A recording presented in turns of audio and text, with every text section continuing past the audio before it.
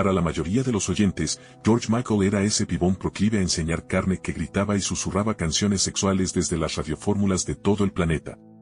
También se hizo famoso por unos videoclips adictivos que iban muy por delante de la publicidad de su época. Fue un homosexual encerrado en el armario durante demasiados años, no fuera a perder fans femeninas. Odiaba a los paparazzi y a los tabloides antes de que contribuyeran a la muerte de su amiga Diana de Gales. Por eso, desarrolló una figura pública inaccesible, donde guardaba rasgos interesantes de su personalidad. 1. Enemigo de Thatcher. Pasó su vida codeándose con la alta sociedad británica, pero Michael era un convencido detractor de las políticas económicas de Margaret Thatcher. Participó en campañas contra la Dama de Hierro e incluso le dedicó alguna canción política, como Hand to Mouth, incluida en su disco más vendido, Fight. Las rimas de la canción hablan de la gente corriente que queda desamparada por el rodillo neoliberal. 2. Un dúo comercial. Bam fueron uno de los dúos más desequilibrados de la historia del pop. Desde el principio, se notaba que George Michael tenía mucho más carisma y talento musical que su compañero Andrew Ridgeley. Quizá la única pareja donde había tanta distancia fueron Simon y Garfunkel.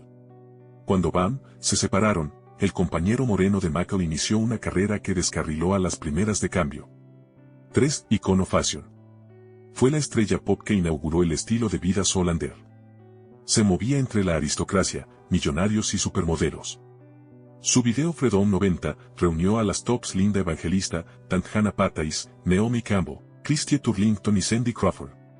Posiblemente, es el video de un artista gay más visto por heterosexuales en toda la historia. 4. Voz arrolladora. La mayor baza de George Michael fue, sin duda, su voz. Competidores como Bros o Jason Donovan tenían tanto atractivo sexual como él, pero no cantaban ni la mitad de bien. Por eso, incluso, su normalmente mediocre repertorio parecía algo cuando pasaba por su garganta. 5. Problemas de salud. Su carrera estuvo a punto de descarrilar en 2011. ¿El problema? Una intervención quirúrgica de garganta. Llevaba arrastrando problemas desde varios años atrás. En realidad, luchaba por su vida, ya que sufría neumonía.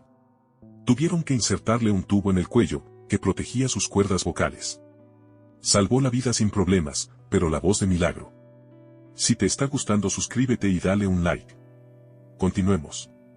6. Éxito navideño. Resulta curioso que Michael falleciera en Navidad.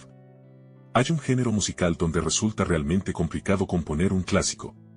Nos referimos, por supuesto, a los villancicos.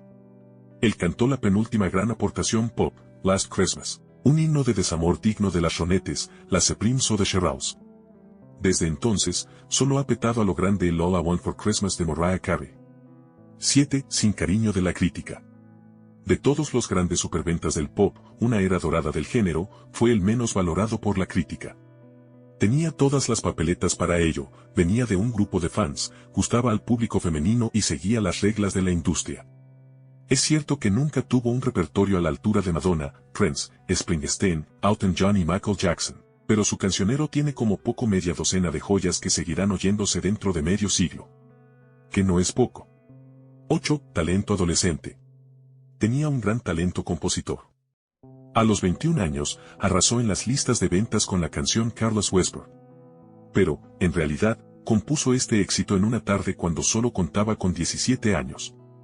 Cierto que el saxo que atraviesa la canción es uno de los más irritantes e innecesarios de aquella época. Que ya es decir. 9. Genio de la ambigüedad.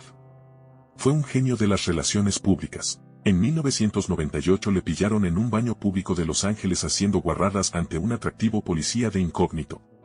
Le cayó una multa de $810 y 80 horas de servicios a la comunidad.